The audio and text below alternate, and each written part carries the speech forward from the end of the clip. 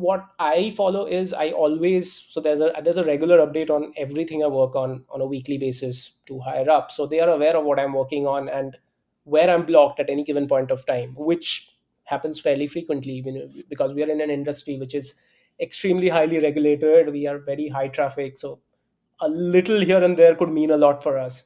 So that's the only way you can actually be very transparent and get things done, is by communicating, probably over communicating if required at times.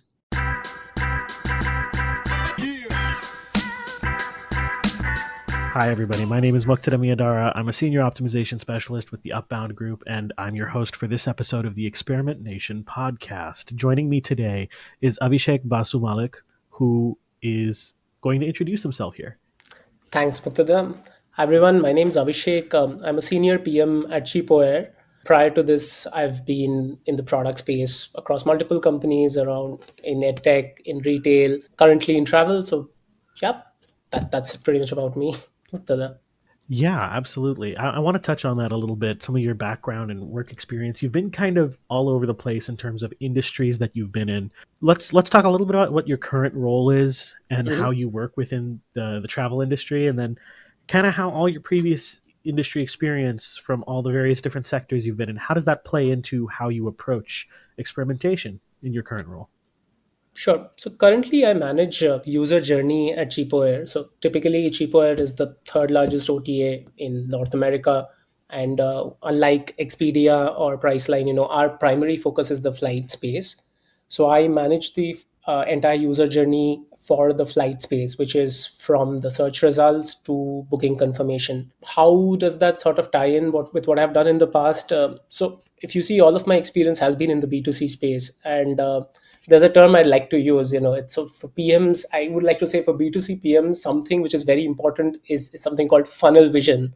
And it essentially means where the user starts at the start of the funnel, and how they go all the way down to actually converting, which is pretty similar across industries if you look at it that way. So in a retail, it would typically start with your, again, search, and then funnel all the way down to cart and then your checkout. Similarly, edtech, so I was in edtech for a while. Again, started off pretty much with, let's say, cold calling, prospecting, that sort of a space, and then funnels all the way down to signups. And it's for travel, again, it's a booking. Right. So it's really like customer journey based, your experience. And what's Yes. interesting is I just heard a statistic recently about how in a lot of e-commerce, companies are likely to spend, for every $92 they spend on traffic acquisition, they're only Mhm. spending about $1 on traffic conversion. So Mhm. like stickiness all the way through to a transaction. Mhm. So it's one of those things where, does that reflect in your experience of like having to sort of, you know, there's a lot of spend on traffic acquisition because it's very easy to attribute some sort of success to it, but the actual experimentation of getting people to convert more, it's a little harder to attribute success there. So how have you approached that, and what are your tactics there?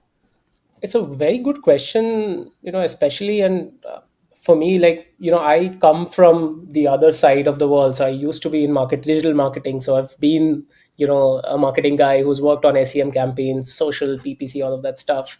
Over the years, all of it has gone pretty, I mean, quite expensive. And as you said, I mean, I'm quite surprised. I'm not very surprised to hear the $92 figure. I mean, I probably thought it would be a little higher than that. We spend a lot of money on SEM, so almost 50% of our marketing budgets go into SEM. But we are also very rigorous in terms of the entire experimentation side of things. And I would say we are blessed, maybe in a way, to have a lot of traffic for us to run experiments. And that's a challenge I see. I've seen previously with the startups I worked, is it's a little difficult to run experiments. You don't have scale, so, and you don't have time. So two things. And if you don't have either of those two, so you will probably not bother a lot about experiments. You'll just want to go out there, throw money at whatever sticks. That is one of those things I was curious about with your sort of startup background and experience. I have always assumed startups move a little too fast to sit still long enough to let results mature and conversion rates sort of increase iteratively over time with, efforts that stack into each other. So where in the startup space was there room for experimentation from your perspective, even if you didn't get to practice it? necessarily. Honestly, this is a difficult question because in a startup, you run experiments. I think experimentation, as I said, from a B2C products, even let's say for a B2B product manager as well, I think experimentation is key. Now the question is, the key question here is how long do you run an experiment for? So just to give you an example, so in my space, if you're probably at Expedia, you'll if you run an experiment for 7 days, you'll probably get significance to actually take your experiment live as a winner or whatever. For CheapOair, probably it's going to be anywhere between 2 to 3 weeks. But let's say you are somewhere, you're like an upstart, and you've entered the space, you'd likely have to probably run experiments for let's say 6 months to actually reach significance, which would obviously not make sense as a startup. So as a startup, you'll probably run an experiment just to get directional information as to where stuff Right. is going, and then take a call based on that. Right. It's very exploratory. Yeah, absolutely. It's Yeah, almost used as like a user research method as much as it is like a right. quantitative science. So that's a very interesting perspective. So within your current role at CheapOair, how are things structured? What does your like experimentation program look like? Sure. So I am sort of like the liaison for anyone who wants to work in the flight space. So like we've recently introduced hotels, and we don't really spend a lot of marketing dollars on promoting hotels. So a lot of the hotel traffic has to be funneled from let's say the flight space. So I work with hotels. I work with and we have a multi-functional business approach, in the sense we sell online, we sell through our call center, we sell through chat. So all of those teams work with me in terms of having their widgets, their placements on the site. So that's how essentially so I am sort of like the guardian, the custodian of the user journey from search results onwards. And then I have my own set of experiments which I run, which are generally UX based, in terms of improvements, in terms of let's say filters, in terms of on-site banners, in terms of let's say payment methods, and all of those things. Okay. And so then within the actual structure of your org, you're the project manager. And then do you have specialists working on experimentation with you within that? Or is it sort of a little bit more distributed? Are you decentralized in that way? Some places like to centralize their experimentation. And other places, it's like, a product team will have someone who does experimentation, marketing will have somebody, and so on and so forth. So, kind of what reflects your experience more? So here, product runs its own experiment. So as I said, we've built our own A/B testing platform, and at any given point of time, you'd have anywhere close to around 10 experiments running. Again, this is across the funnel. So this could be right up on the landing page or even on the confirmation page as well. So we don't let users go even after they've completed their booking. We continue to experiment post that as well. Yeah, so I would say we get a lot of our insights from, let's say, UX, I mean, the user research team or Yeah. marketing, but the actual experiments are run by the product team themselves. Yeah, that makes a lot of sense. That's one of those things you're touching on there that I think is really, I think, an important conversation that the CRO space maybe needs to have. Of like, where do you get ideas, right? Like, how are you sourcing the thought leadership that you need to run a successful experimentation program? So it sounds like you take a lot of cues from UX research. Are there stakeholders within the organization that have ideas that are they know they can come to you specifically to try to enact those ideas? Absolutely. So our leadership, we've been around for about 20 odd years. So, we've got some really, established and experienced leaders. Hi, this is Romo Santiago from Experimentation. If you'd like to connect with hundreds of experimenters from around the world, consider joining our Slack channel. You can find the link in the description. Now back to the episode. Who've been in the space for like donkey's years, and they have things which they know which have worked in their previous orgs, and they would like us to test out. But there's never really a shortage of ideas. So of course there's a lot of ideas within the org. We do user research. I say, I mean, we probably want to do more than what we are doing right now, but there's still a fair amount of it going on. And we are extensive in terms of collecting user feedback. So a lot of our ideas actually come through our NPS surveys, and Yeah, I would say we are never short of ideas. that's very interesting. In my own organization, we're currently looking at utilizing some of our NPS VOC collection tools along with some of our user research tools. I've sort of started this process where, at the tail of an experiment, after we know that there's interesting results of some kind, whether winning or losing or even inconclusive, where we can't for the life of us figure out why we got those results, I'll deploy per variation a survey Mhm. to try to collect a little bit of feedback and see if there's a qualitative answer to the quantitative strangeness that I'm seeing. So it's good to know that other people are moving in a similar direction. That's really, really cool. I am also curious when it comes to having a lot of ideas, how do you build your backlog? How do you turn that into a roadmap? Like, what is your process for creating sort of I guess a process? What's your process for process is the question. You've just asked for my secret sauce there, Muktada.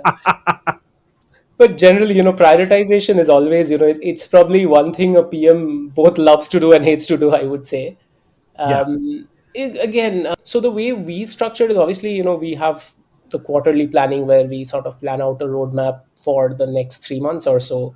And out of that, so we categorize items into, so stuff which is going to go into the roadmap and stuff which is BAU, business as usual stuff. So that would be, regular changes on the side, small UX changes and stuff like that. The roadmap, we would pretty much identify three or four. So we'd essentially look at numbers. So as I mentioned, I work with different teams, so we have different metrics such as growing traffic to call ratio, or growing newsletter signups, or growing funnel movement from listing to payment. And we track these metrics extensively, on a daily basis, on a weekly basis. So at the start of a quarter, we know which metrics we are good at and which metrics we are sort of lagging behind, and those again serve as directional indicators on items we need to work on in that particular quarter. that's really awesome. Do you guys ever like have to align with some of those BAU like OKRs or like strat level goals or anything like that? Like that come from maybe a higher level of leadership. So as an org, you have to then also orient some of your testing in that direction. We do. So as I said, a lot of, so I would roughly say, if you've got like 100% capacity, you'd be spending anywhere close to, almost close to, let's say, 40 to 50% on BAU items, stuff which are recurring items.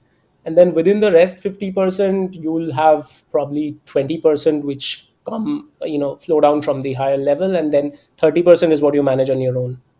And from the product lifecycle perspective, Mhm. within that roadmap of expected releases, is it budgeted to have some amount of variability for whatever test results end up coming out? Like knowing that there's a little bit of uncertainty in what may or may not get coded because a test may or may not have results?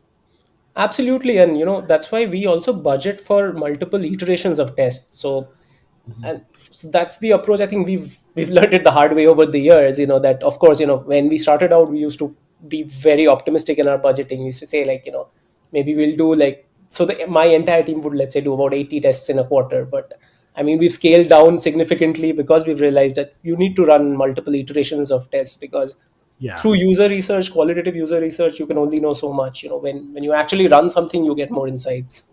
Yeah, that's definitely true. And plus, it's like there's you can have a quantity of results, or you can have quality results. Like you could generate Right. a bunch of random little wins that don't really mean anything in the larger picture. Or so, yeah, that's all very, very interesting. I am also curious. We talked a little offline about you have some thoughts on sort of testing within like creating a product net new versus testing within established products. Is there a difference in process and thought there? Absolutely. I mean, even here, for example, right now I'm working on a, let's say, greenfield project, and within the org itself, the approach is drastically, different. I mean, for an established product, the process is always iterative. I mean, so let's talk about the flights booking part of it. It is pretty much a standard product. I mean, I'm sure there are opportunities for innovation there, but it's only going to happen incrementally. But let's say some of my projects I've done in the past with Decathlon or with Osmo, and the one I'm working on right now, it's sort of a green field. So you are probably not going to see a lot of experimentation right away. So the MVP you build out is going to be like a bare bones version of the product, which you can release as soon as possible, get it out to users, see what's happening there, good, bad, ugly, whatever it is, collect the feedback, and then continue to iterate. And once you reach, let's say, a certain amount of scale, which could be, let's say, an X number of users after, let's say, 6 months, that point of time, you start adding the incremental things on top of it. That makes a lot of sense. Yeah. I'm curious, like in your workflow, kind of what percentage of new versus sort of iterative within an existing product tests are you running? So this is my second year with CheapOair, and this is the first new project or product I'm working on. So that should pretty much tell you. In the last 1.5 years, I've Gotcha. significantly been on building up on what we already have. And that's one of those things. I think anyone who's spinning up an experimentation program or taking ownership of one that was already in place, there is a sort of runway that you have to walk or like to run to Right. get to where you can really move quickly and flexibly to get results. And that's one of those things where results are also it, with businesses and business leadership, communicating results is its own process. It's a whole part of the job. Right. So within your role, how are you finding it easiest to communicate out wins and losses and representing your program success? I think the best way to do that, and again, this is something I've learned the hard way, over the last 10 years or so, is I think you should be constantly communicating. I mean, especially on, marquee projects or projects, which take time to build, because things do happen, people will leave your team, there could be an earthquake or whatever.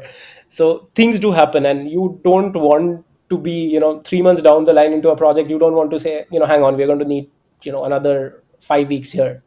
So what I follow is I always, so there's a regular update on everything I work on a weekly basis to higher up, so they are aware of what I'm working on and where I'm blocked at any given point of time, which happens fairly frequently, because we are in an industry which is extremely highly regulated. We are very high traffic, so a little here and there could mean a lot for us.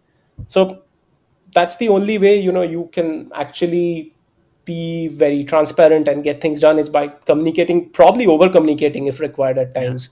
I'm in complete agreement with you there. In my own organization, we are lucky enough that our like marketing leadership up to the CMO has a lot of trust in our program. We've built that trust, Right. but even from the beginning, we kind of had a little bit of autonomy. And one of the ways we expanded that trust and created that conversation was there's like a weekly Wednesday morning meeting, so you can be sure that my Tuesday afternoon every week is updating a deck of slides with Right. current initiatives, completed initiatives, results, handoffs.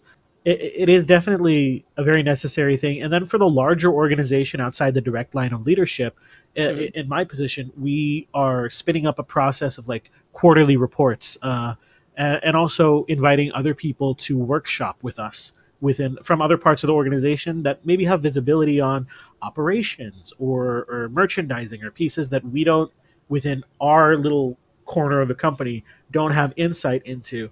And I'm hoping that facilitating that kind of thing will sort of democratize the responsibility of innovation, if that makes sense. It does, and we follow a similar process. Like, this is probably more product specific. So we are about 80 PMs across the org, across multiple geographies. So that's India, Europe, North America. Once a month we have this, of course, not all 80 join, but Friday we have this like a 2 hour session, which is more like a brainstorming session where people, so there's like a couple of presentations, people talk about things they're working on, there's a general discussion, so there are ideas being thrown about. And I think it's very important, because especially if you're working from home, so you're pretty much in a silo most of the time. You're doing your own thing, you just have meetings in the morning, and then in the afternoon you're working on your backlog stories, whatever. So it's important to have a larger perspective. And I think as an org, we've realized that. So I mean, I told you about the product meeting, but they're also trying to sort of expand it to other functions. So like PMs like me now have a lot more exposure to teams such as marketing or even finance, for that matter, because again, at the end of the day, we need to understand what works for the business. I mean, again, because sometimes we look at things with a lot of blinkers on, and Uh those huh. need to be taken off. Oh yeah. Yeah, it's very easy to get comfortable in the perspective you've developed, and it's not like it's a Right. bad perspective. It's very valuable for others to hear it, but you do need to hear others as well. I think that's really great. Let's pivot a little bit to the topic that is at every conference and every keynote this year and last year: personalization. We're in the process in our org of spinning up a personalization program, and it's kind of growing very naturally out of our optimization program. So Hmm. would you say that's something that's happening with you, and what's that approach look like? I would say we're following a similar process. I mean, again, we've been an org which has been very good at collecting data over the years, but not in terms of using it. But that's slowly changing, slowly but surely changing. I think the first approach we took was to essentially build out our own A/B testing platform, where we started testing things and experimenting stuff. I think from there on we started. So and I think roughly about, I think, what, 5 odd years back, we sort of built out a extensive data science team. We started working on these internal projects, and I think our initial experiments around most of anything personalization was rule based. So, that would mean, extensive sessions with analysts, looking at multiple segments and all of those stuff, running a lot of experiments, again, seeing what works, what doesn't.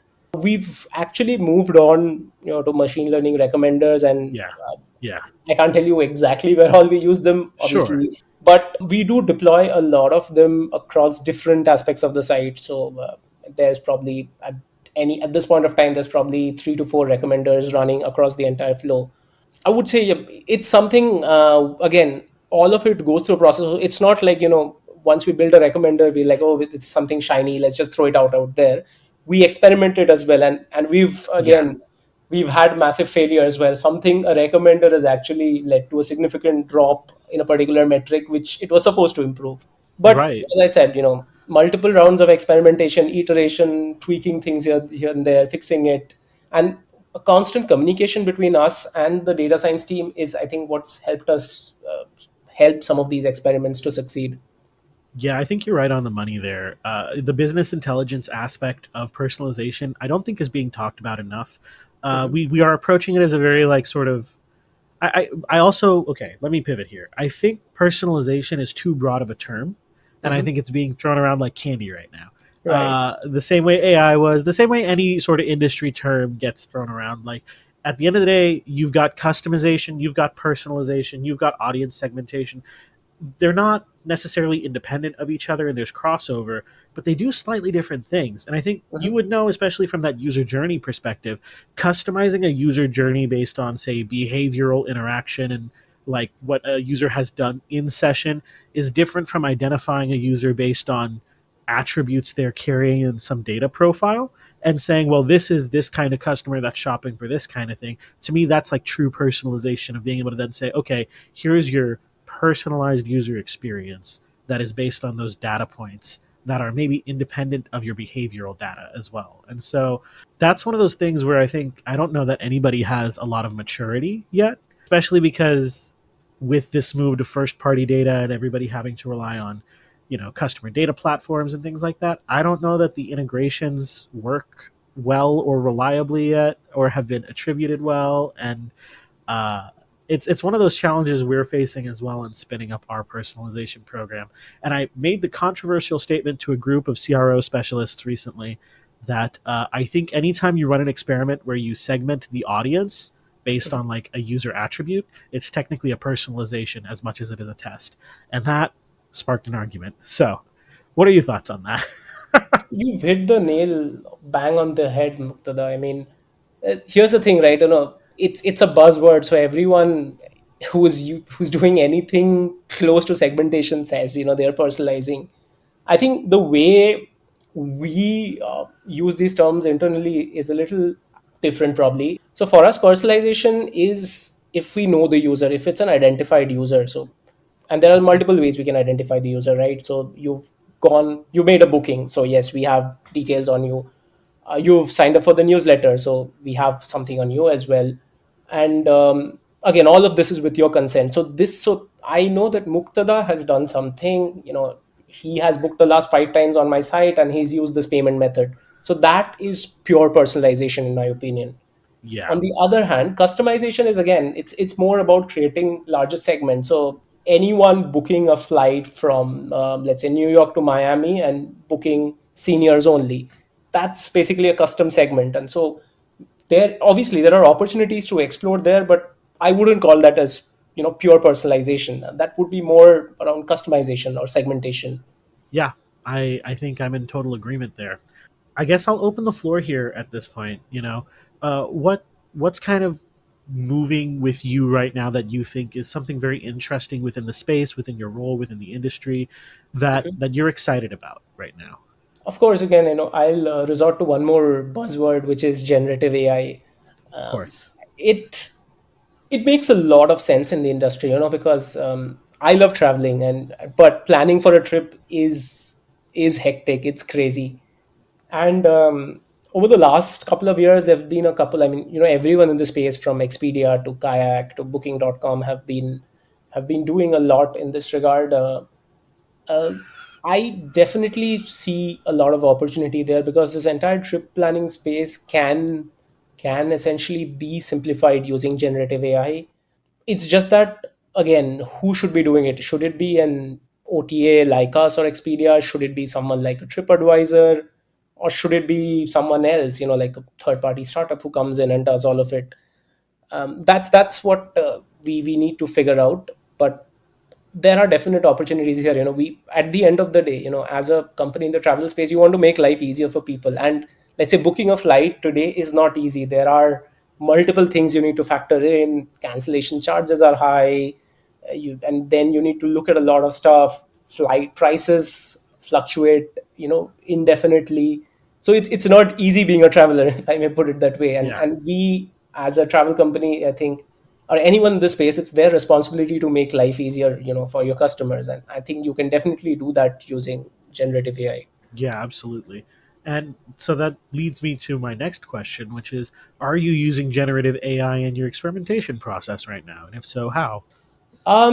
We are sort of dipping our toes into the water. As I said, some of the others are, competitors have already been there, done that. I think we've always are a little, I wouldn't say hesitant, but I think we sort of take our time to see how the market responds to it. Again, I mean, we don't want to go out there with a half baked product. And I mean, we've done so. Obviously, I mean, we use some part of it internally. We've used generative AI internally for, let's say, our own internal work. But externally, I mean, we are there. I mean, we've done a couple of tests, but I would say everything's still pretty nascent for us. I think that's where a lot of people are. And I think you're right on the money there of like needing to wait a little bit for some maturity in this space. My VP that I roll up into, his name is Damien Delgado, and he always says you never want to be first to market. You want to be second Hmm. to market because the Right. first person has already like borne the brunt of the backlash and you can then sidestep it. So, and I think there's a lot of wisdom in that. So, yeah, that's all really very cool. I think what I like to do, sort of towards the last few minutes of any interview, is a couple of let's call them culture questions. I do them when we're interviewing for roles on our team, so I thought I'd bring them in here as well. So we'll start with tea or coffee. Tea. Yeah, I'm a chai guy myself. It's a podcast I want to start. It's like the Try Guys, but it's the chai guys. One day we'll get there. Uh, okay, milk chocolate or dark chocolate? Dark chocolate any day. Also correct. If the only wrong answer was white chocolate, White chocolate's not chocolate. it's not. It's fully not. Okay, cats or dogs? That's a tough one. Cats. Perfect. Not everybody cares about this one, but DC or Marvel? Can I say neither? But okay. Yeah, absolutely. Not everybody cares about that. Yeah, it's lost a lot of the like when I started asking this question, it was a lot more relevant culturally, but the last few years there's been a sharp decline in superhero interest, almost as if the real world is scary enough. True. I mean, yeah. Um, yeah. Final question is always, what's your favorite cuisine? Oh, I love eating. So it would be hard to, let's say, pick one thing particular. But you're putting me in a tough spot. I would say Indo-Chinese. Yeah. Oh, absolutely. That's a great choice. Yeah, yeah, yeah. I'm a big fan personally of like desi food, Pakistani Indian food in general. Hmm. But if I had to choose something that I wouldn't get at home, it's really tough to say. I'm a big burger guy. I don't know if that counts as a cuisine, but I love burgers. So, I tend to be very snobbish about my burgers now. So, Can you be um, actually snobbish about burgers? I thought you can't. I think the snobby thing is to say you're snobby about burgers. That's well put.